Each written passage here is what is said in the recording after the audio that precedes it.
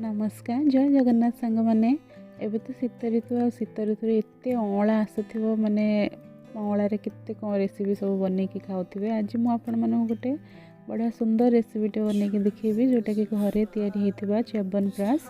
तो चलतु तापाई कौन कौन केमती करा पड़ो प्रोसेस मुझे बतेबी। प्रथम अँला गुड़ाक नहीं एमती परिष्कार कर मकचिकी धोईदे कहीं से किसी धूली मली जहाँ भी थी सब भलसे धोई होपर जस्ट चीरा लगेदेवे कहीं सीझेबार अच्छी एमती परिष्कार कर सारापर चीरा लगे एमती आम कौन करना सीझापी छाड़दे एमती टिके देखिए सीझी आसपर आम नहीं ठंडा करदे। ठंडा कर सारापर आपन कौन करेना एमती देखु एमती सब छड़ेकी देहर मंजी गुड़ा काढ़ीदे। मंजी गुड़ा काढ़ सारापर आम अँला को कौन करा टिके नहीं ग्राइंडिंग करदे। ग्राइंडिंग कर सारापर गोटे पैन रे आपन टिके गुआ घी देवे जो ग्राइंडिंग कर जो अँला पेस्ट को पकईकी भलसे भाजबार अच्छी भलसे टिके भाजी हो देखिए। तापर आधे गोटे मसला प्रस्तुत करिया जोटा कि टिके पान मधुरी जीरा तेजपत्र डालचीनी गोलमरीच आउ अदा ये सब पड़ो।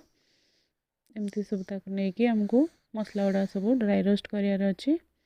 एबे आम ए कौन करना टिके गुड़ दबा जस्ट मीठा पाइंका कहीं अँलार तो खट्टा आउ कषा ये टाइप स्वाद थाए तो मीठा टिके गुड़ टिके ऐड करिया।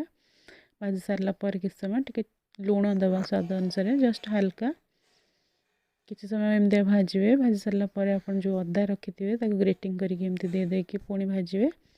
तापर एपटे आम कौन करना जो सब मसला नहीं सुखा मसला सब एमती टिके भलसे भाजीदेवे भाजिकी ठंडा करके ग्राइंडिंग कर दे देखिए एमती कलर चेंज हो अँलार तो से आम कौन करना देदेबा से मसला गुड़ाक आउ मसला दे सारिकी टिके जस्ट गोलई देवा कहीं जदि भी किसी पानी अंश थाए से टाणीदब आउ कलर चेंज हो एमती पैन छाड़ू देखिए तो हे आसला आमर च्यवनप्राश। आम को नहीं ठंडा करदे आपको आराम से आम 6 मास रखिकी स्टोर करके आराम से आपण मैंने खाईपर। देखो ठंडा हो गोटे काचर जार रे आपको आराम से रखिए प्रतिदिन सकाळु खाली पेटे गोटे लेखा चामच खाइबे आउ एते टेस्टी बहुत बढ़िया लगुला।